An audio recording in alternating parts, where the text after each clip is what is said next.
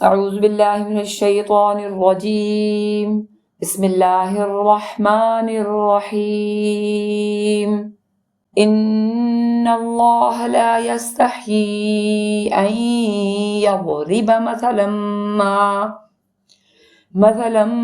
ما بعوضة فما فوقها فأما الذين آمنوا فيعلمون أنه الحق من ربهم وأما الذين كفروا فيقولون ماذا أراد الله بهذا مثلا يضل به كثيرا ويهدي به كثيرا وما يضل به إلا الفاسقين الذين ينقضون عهد الله من بعد ميثاقه ويقطعون ما أمر الله به أن يوصل ويفسدون في الأرض أولئك هم الخاسرون كيف تكفرون بالله وكنتم أمواتا فأحياكم ثم يميتكم ثم يحييكم ثم إليه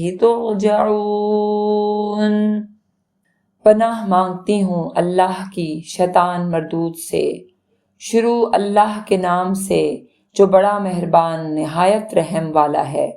اللہ اس بات سے عار نہیں کرتا کہ مچھر یا اس سے بڑھ کر کسی چیز مثلاً مکھی، مکڑی وغیرہ کی مثال بیان فرمائے۔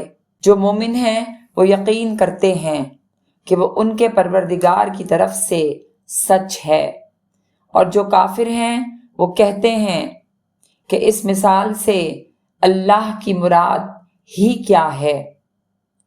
اس سے اللہ بہتوں کو گمراہ کرتا ہے اور بہتوں کو ہدایت بخشتا ہے، اور گمراہ بھی کرتا ہے تو نافرمانوں کو ہی۔ جو اللہ کے اقرار کو مضبوط کرنے کے بعد توڑ دیتے ہیں اور جس چیز یعنی رشتہ قرابت کے جوڑے رکھنے کا اللہ نے حکم دیا ہے اس کو قطع کیے ڈالتے ہیں اور زمین میں خرابی کرتے ہیں، یہی لوگ نقصان اٹھانے والے ہیں۔ کافروں، تم خدا سے کیوں کر منکر ہو سکتے ہو؟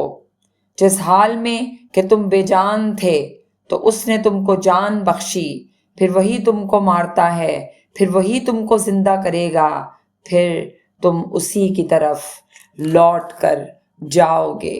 صدق اللہ العظیم۔